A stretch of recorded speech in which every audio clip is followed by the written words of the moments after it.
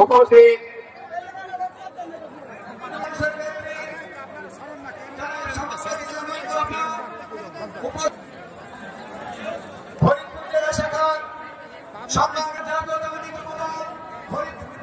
ঢাকা মহানগর উত্তর যুবদলের সংগ্রামী মাথায় উপস্থিত আছে বাংলাদেশ জাতীয়তাবাদী দল নগরকান্দা উপজেলা শাখার সংগ্রামী সভাপতি নগরকান্দা পৌর শাখার পক্ষ থেকে ও ফরিদপুর জেলা যুবদলের পক্ষ থেকে সংগ্রামী সালাম অভিনন্দন। বেগম খালেদা জিয়া মনোনীত প্রার্থী নগরকান্দার মাটি মানুষের নেত্রী জনাব সম্মানিত শ্রমিক কর্মকে আল্লাহ হাফেজ বাংলাদেশ জিন্দাবাদ। শহীদ প্রেসিডেন্ট রহমান আমার হোক নগরকান্দা শহীদ প্রেসিডেন্ট জিন্দাবাদ যুবদল জিন্দাবাদ। সকলকে ধন্যবাদ। বাংলাদেশ জাতীয়তাবাদী স্বেচ্ছাসেবক দল ফরিদপুর জেলা শাখার আহ্বায়ক এই পর্যায়ে আমাদের দলের ভারপ্রাপ্ত এবং আহ্বায়ক শহীদ মারুফের পিতা শেখ মারুফের হাতে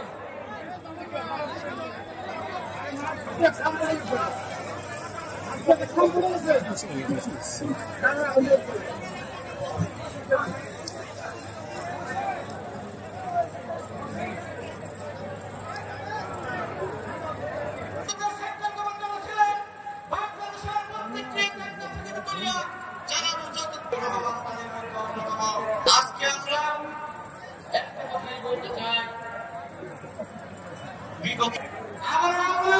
আওয়ামী লীগকে বিতাড়িত করার পরেও আমরা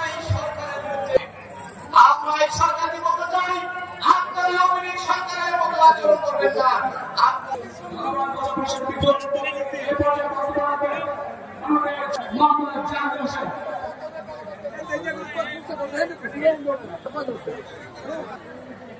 মহান স্বাধীনতা বার্ষিক উপলক্ষে আজকের এই স্মরণ সভার সম্মানিত উপস্থিত রয়েছেন বাংলাদেশ জাতীয়তাবাদী দল বিএনপি কেন্দ্রীয় কার্যনির্বাহী কমিটির আহ্বায়ক সাবেক ছাত্ররা আমার নেতা আমার অহংকার আমার আদর্শকে মোবাইলুর রহমানকে এই কাছে সাথে করে এখনো কিন্তু কে মোবাইলুর রহমানকে বলিনি কারণ চেতনা কখনো মৃত্যু হয় না।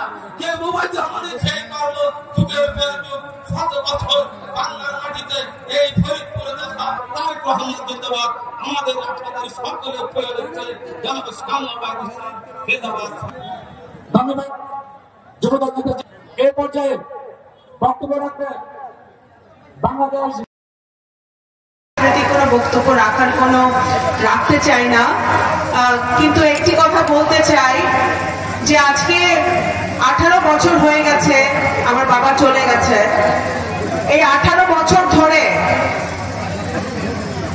যারা নগরকান্দা সাঁতায় আমার বাবার আদর্শকে ধরে রেখেছে, বিএনপির আদর্শকে ধরে রেখেছে, ধানের শীষের আদর্শকে ধরে রেখেছে, শহীদ রাষ্ট্রপতি জিয়াউর রহমানের পথে পথ চলেছে, জনাব তারেক রহমানকে নেতা মেনে যারা দিনের পর দিন আন্দোলন করেছে দেশনেত্রী গণতন্ত্রের মাতা বেগম খালেদা জিয়ার জন্য, ওনার নেতৃত্বে যারা দিনের পর দিন বছরের পর বছর যারা আন্দোলন সংগ্রামে ছিল, যারা দল ছেড়ে যায় নাই, যারা কে মোবাইদুর রহমানের আদর্শ ছেড়ে যায় নাই, তাদেরকে আমি আজকে বিশেষভাবে স্মরণ করছি, সালাম জানাচ্ছি এবং তাদের অবদানকে আমি আজকে স্মরণ করছি।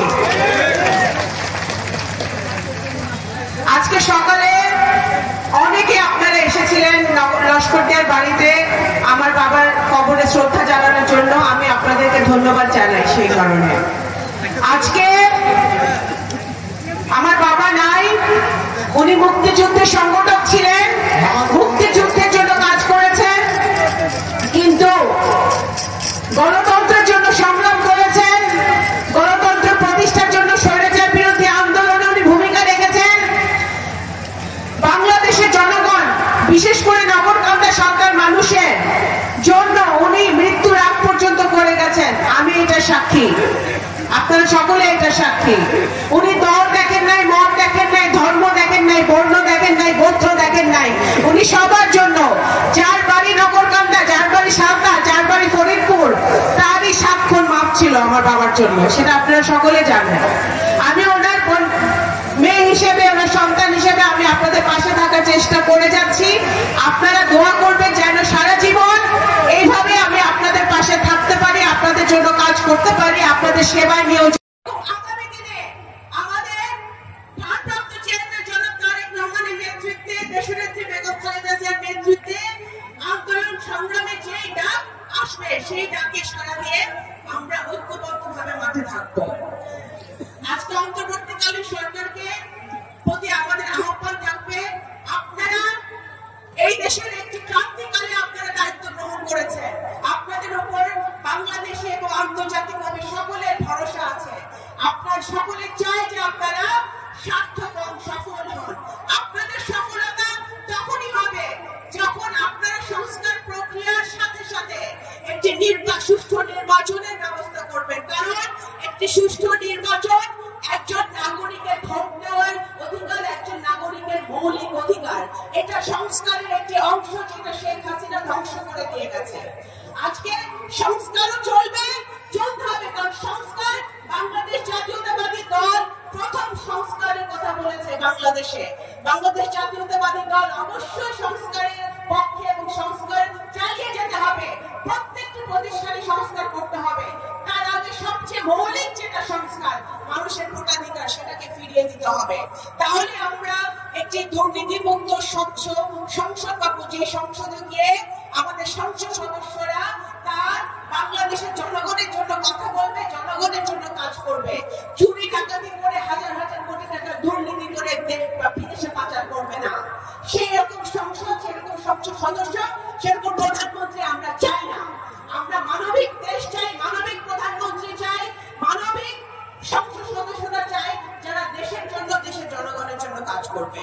আবারও আপনাদেরকে অসংখ্য ধন্যবাদ।